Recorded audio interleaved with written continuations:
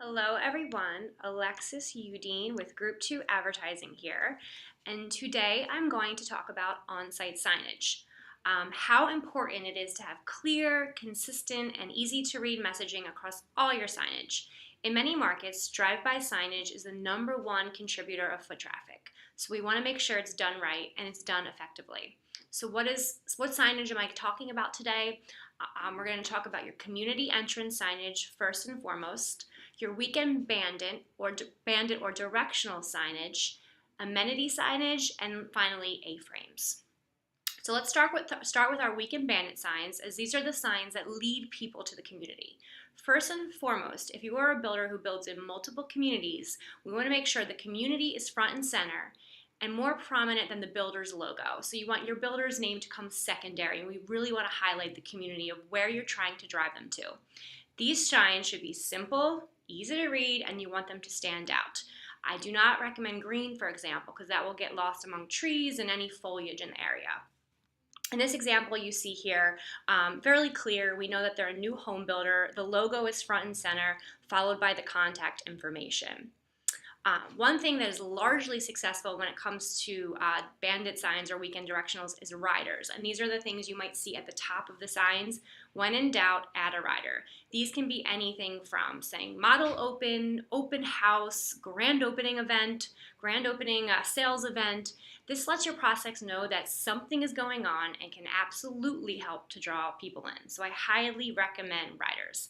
Other fun ideas could be playing around with the different shapes for your bandit signs, such as a diamond shape to stand out in a market that might be filled with various builders' bandit signs. I know some markets, you'll see 6 all grouped together. So how can we make ours stand out amongst the sea? Diamond shape. Now that we have them at the community, let's make sure we have clear signage that pops. Make sure they are easy to see from multiple viewpoints and directions. One thing you want to think about is trim any trees or anything that might obstruct the view of these community entrance signs. Bigger the better, but I know that sometimes you run into ordinances, but these really are the entrance to your community, so you want them to be as clear as possible. Another thing is consider adding any unique selling propositions on this main sign. So in this example, we have the community logo high, front and center, and then this particular community is tucked away, but it's waterfront homes and private boat slips. They include them in this community. That needs to be on the entrance sign to drive people into the community and let them know that this is their offering. If you do have a model home and sales center, I definitely want to mention that as well, because people are more apt to stop in if they have something to look at. The next signage I refer to as amenity signage. So if you're selling an active adult community or a community that features amenities or upgrades, you may want to highlight them as people approach the model home or sales center. So you're kind of telling a story as they lead up to the community. You want these to be visible, again, no tree obstructions, and you want them to be evenly spaced out if possible. You don't want to have them one followed by the next. You want to have some spacing and tell that story.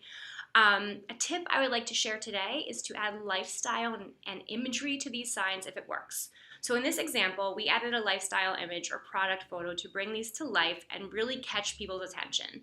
This is much more effective than just plain text, and it's appealing to prospects so that they can envision themselves enjoying the lifestyle that your community has to offer. And the last piece of on-site signage that I would like to share today is A-frame signage. People sometimes refer to them as sandwich boards.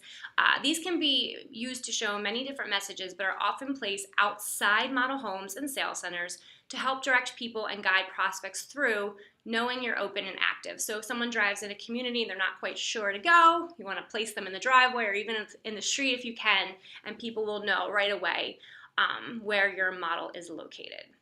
As you can see from all I shared today, everything has a consistent look and feel, and it all ties together.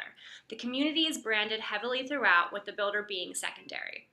Don't let your signage suffer. Make sure your signs are easy to read, they stand out, and have the right content so you can maximize your foot traffic.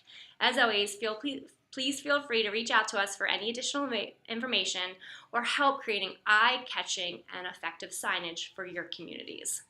Thanks so much for tuning in. We will talk to you soon.